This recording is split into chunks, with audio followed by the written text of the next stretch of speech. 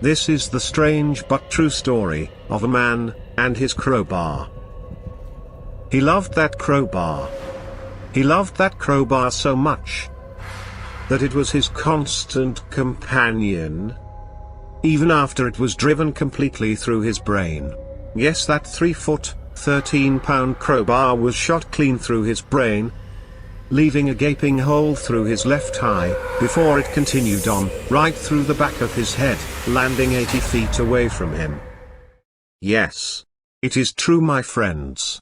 This is the real-life story of one Phineas P. Gage. As a construction foreman, part of his job was to use a long and heavy iron bar to push explosive materials into a hole, and set off an explosion, to remove parts of hillsides, or mountains, for road construction. He used a specially built iron bar that was over 3 feet long, and weighed 13 pounds. He had great success, until one day, the bomb blast literally blew up in his face.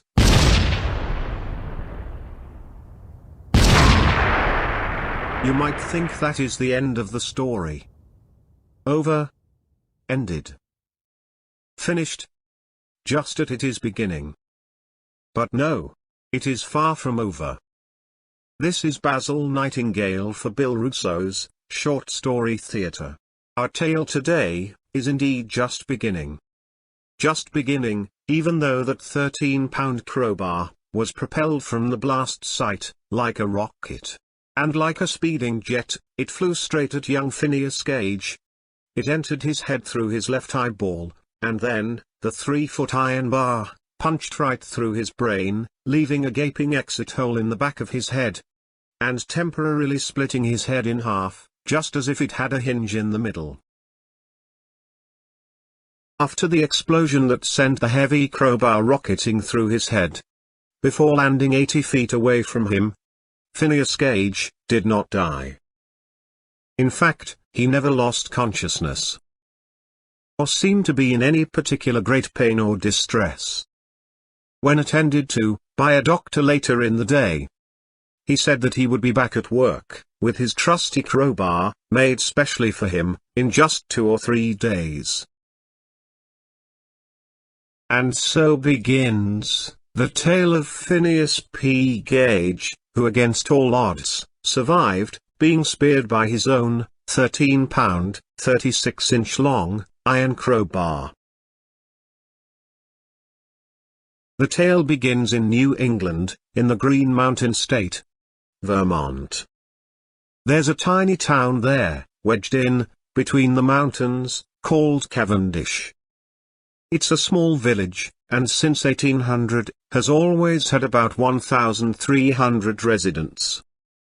In 1848, 25-year-old Phineas Gage was a foreman on a construction crew, assigned the job of blasting through the mountainous area, to pave the way for the railroad tracks. Phineas P. Gage was born in 1823 in Grafton County, New Hampshire. As a youth he began working with explosives, on mines and quarries near his home. As he gained experience, he began working for the railroads in New England and New York. He became an expert at blasting out huge sections of hills and mountains, to make level paths for railroad tracks. Young Phineas was said to be a man of great strength. In height, he was 5 foot 6 inches tall. That was about the average for men of the early 1840s. His strength, however, was far above average. He was a muscular individual, and weighed a trim 150 pounds. It is said that he had an iron will, as well as an iron frame. He also had that infamous iron bar. 3 feet long it was, and made from 13 pounds of specially made steel. It was called a tamping bar, and he used it to set vast quantities of explosive materials, to blast away at hills and mountains. A handsome young man he was, and much pursued by the ladies of Vermont, even after the accident that closed one eye, and left a scar on his face, and a lump on the top of his head. When he was 25, he came to Cavendish, Vermont. Cavendish. It was then, and still is, a small village that is barely a tiny dot, surrounded by mountains on all sides. Phineas, called Finn by his friends, became the foreman of the blasting crews assigned to clear the way for the railroad tracks that would open up the tiny settlement of Cavendish to the rest of the world. Part of Phineas's job was to pack padding material into a hole around the explosives that would help direct the bomb blast into the mountain and not back upon the workers. For his work, he used that 3-foot-long iron bar, the tamping rod, that was specially made for him. He used it to push the padding material up against the dynamite, to act as a barrier that would direct the blast at the mountain, and not back at the workers. The morning of September 13, 1848, was cool and clear. At about 13 minutes past 8, Finn Gage was directing his crew at a work site, about a half-mile south of the center of Cavendish village. They were making ready to blast the hillside, to prepare a level roadbed for the tracks of the Rutland and Burlington Railroad. The first job of the day was to bore a hole deep into an outcropping of rock. Once the hole was completed, the next step was to put in a quantity of blasting powder, and a fuse. When that was done, Finn Gage would pick up his trusty 13-pound iron bar, which was made to his specifications by a local iron worker. He would then take the crowbar and use it as a tamping iron, to pack sand, clay, or some other similar material, into the hole above the powder, in order to contain the energy of the blast, and direct it into the surrounding rock. The work went well that autumn day. Much progress was made. But, as the sun prepared to slide down behind the mountain, it was 4:30, very near quitting time. But before letting his crew go for the day, Finn Gage wanted to get one more blast against the rugged mountain. "Let's go for one more explosion, boys," he said. Perhaps he was working a little too fast, trying to beat the clock.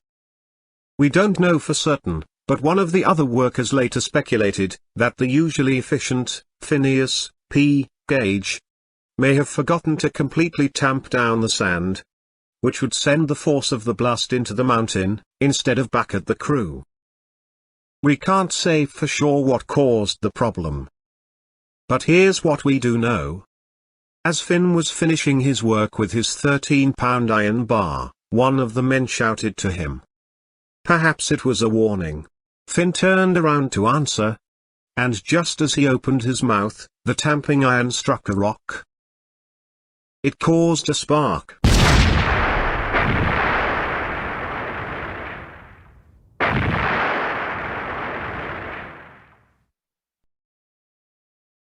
The powder exploded. It rocketed from the hole. The tamping iron, all 43 inches of it, entered the left side of Gage's face, in an upward direction, just forward of the angle of the lower jaw. Continuing upward, outside the upper jaw and fracturing the cheekbone, it passed behind the left eye, through the left side of the brain, then, completely out the top of the skull, through the frontal bone. After it came out the top of his head. The iron continued to fly through the air before landing, point first, in a grassy area 80 feet away from where it struck Phineas Gage. Gage was thrown onto his back, and gave some brief convulsions of the arms and legs, but spoke within a few minutes. He told the boys in the crew he was all right. In point of actual fact, he walked on his own, with little assistance. One of the crew members sent for a vehicle so that they could transport Finn over the rugged 3/4-mile trail, back to town. When the ox cart arrived, Finn was still conscious, still talking, and he even sat upright in the ox cart during the ride back. He was taken to the hotel in the center of Cavendish, where he and the other contract workers were staying during the construction. When they got to the hotel, Finn got off the ox cart on his own power, and instead of going to his room, as everyone expected, he took a seat in a rocking chair, on the front porch and rocked gently in that chair, and chatted with the townspeople, for almost 30 minutes before the arrival of the local doctor, whose rounds included Cavendish and 2 other small villages, named Proctorsville and Ascutney. We take you now, to that tiny village of Cavendish, Vermont. It's 5:30 in the afternoon.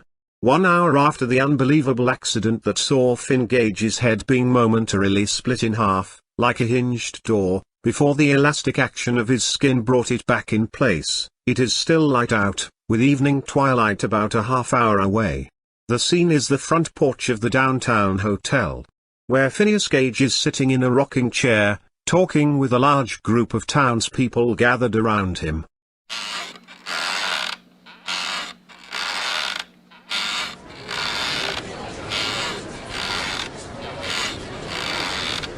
I'm all right, boys. It takes more than a little blast of dynamite to put me down. I'll be back at work in 1 or 2 days. You wait and see. I'm fine.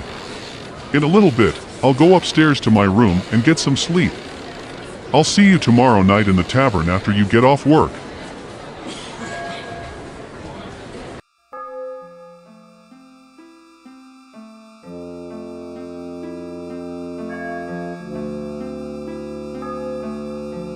Yeah, that boy was one for the record books, I'll tell you that. Yep. To survive that trauma and never even lose consciousness was one of the most amazing things I've ever seen in 5 decades of medical practice. Of course, back in 1848 when it happened, I was barely 3 years out of medical school and was the simple country sawbones of 3 little villages that, when put together, didn't even equal 1 downtown block of a big city like Providence, Rhode Island, or Boston. I never had seen very many head injuries, other than a couple people getting kicked in the head by a horse. I was busy tending to Aunt Jenny Grover. She had a bad case of the vapors when they came for me. 2 men from the railroad blasting crew said that Phineas Gage was hurt. They claimed that an iron bar rocketed right clean through his head, but he never passed out, they said. And he was sitting on the front porch of the Cavendish Hotel telling everybody about it. I grabbed my bag and made a quick run from 2nd Street up to the hotel on Main Street.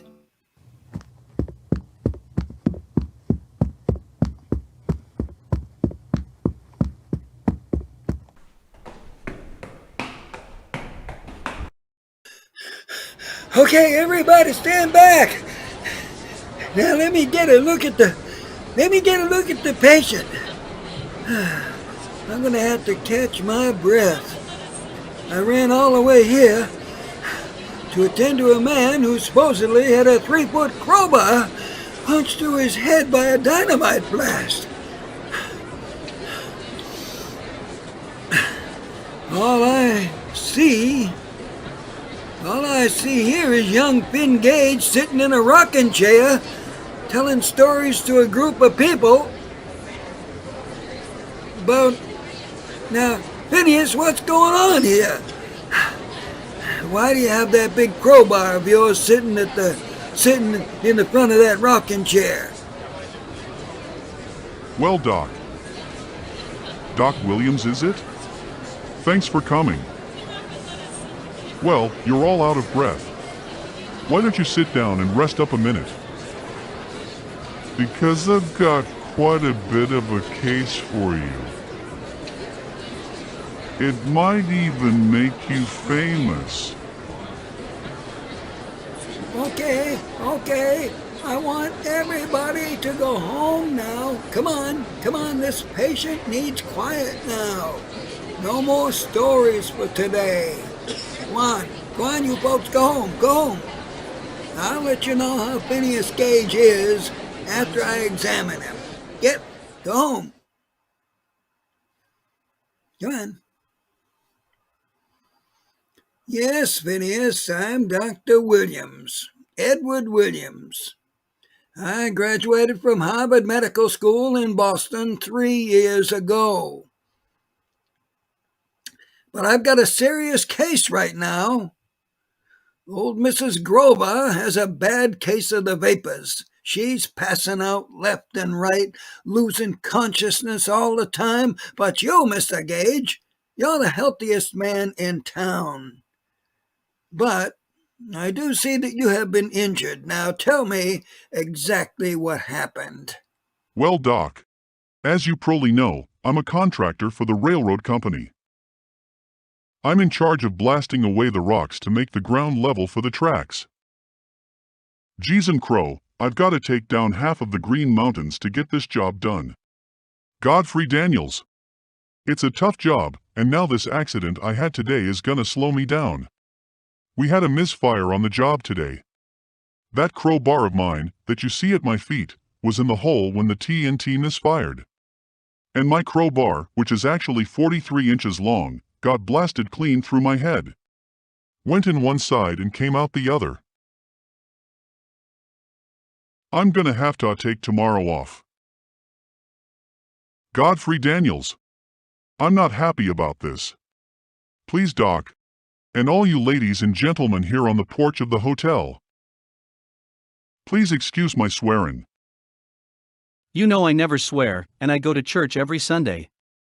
But geez and crow, right now I feel like swearing my aching head right off.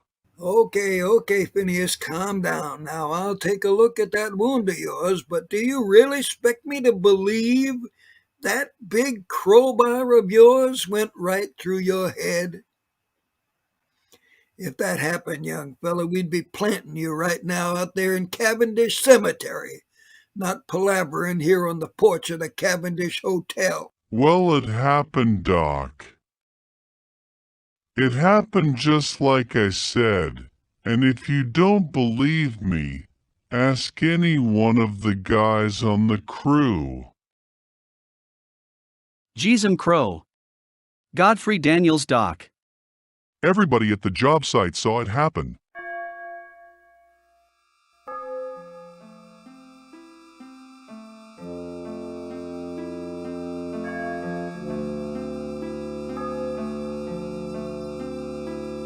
There being no hospital within 100 miles, I used the patient's hotel room for the examination. And I quickly found that beyond belief, what young Phineas Gage said happened to him really did happen. There was a huge gaping hole in the left side of his face in an upward direction. That's where the iron bar entered. The crowbar then moved upwards, fracturing his cheekbone. Then it passed just behind the left eye, causing much damage in the area and rendering it useless. From there, it passed through the left side of his brain, and finally it went completely through the top of his skull before continuing on for some 30 yards before landing point first in a patch of grass. Now at this point, Gage's head began to swell and the top of his head looked like an inverted funnel. He was rapidly losing blood. I'm not going to describe graphically to you the details of his condition. Let's just say the bed was covered in gore and Mr. Gage began to suffer.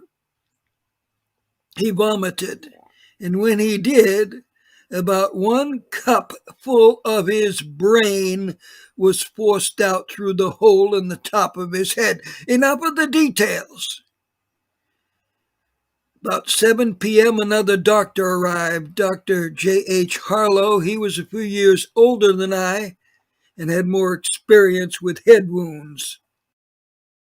We shaved the scalp around the region where the crowbar exited, then removed coagulated blood, small bone fragments, and a few ounces of protruding brain. After probing for foreign bodies and replacing 2 large detached pieces of bone, we closed the wound with adhesive straps, leaving it partly open for drainage. The entrance wound in the cheek we bandaged loosely for the same reason. A wet compress was applied, then we used a nightcap as a further bandage around his head. His arms and hands were badly burned from the blast. We also bandaged them. Later that evening, I made a note in my notebook that his mind was clear, but he began to be agitated and he kept moving his legs, alternately retracting and extending them. He told me not to allow any visitors. He said he'd be back to work in a few days. He doesn't really care to see his friends right now, but just tell them he'll be back at work in a couple of days. He did not return to work the next day, or even the next week, or the week after that. Beginning 12 days after the accident, Gage was still our patient, still in his hotel room and going downhill. He was in a coma, drifting in and out, sometimes semi-comatose, occasionally not in the coma, but seldom speaking unless spoken to, answering only in monosyllables. On the 13th day, his strength failed and he went into a full coma. There were weird, bizarre growths of fungus growing out of the hole in his head, as well as from his damaged eye. He would not eat. His friends expected death within hours, and they had already made his coffin. On the 14th day after the accident, it seemed there was no hope for Phineas P. Gage.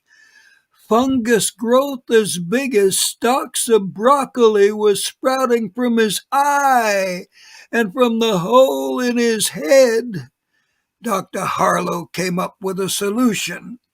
He cut off the fungus sprouts and poured a caustic solution over the infected areas.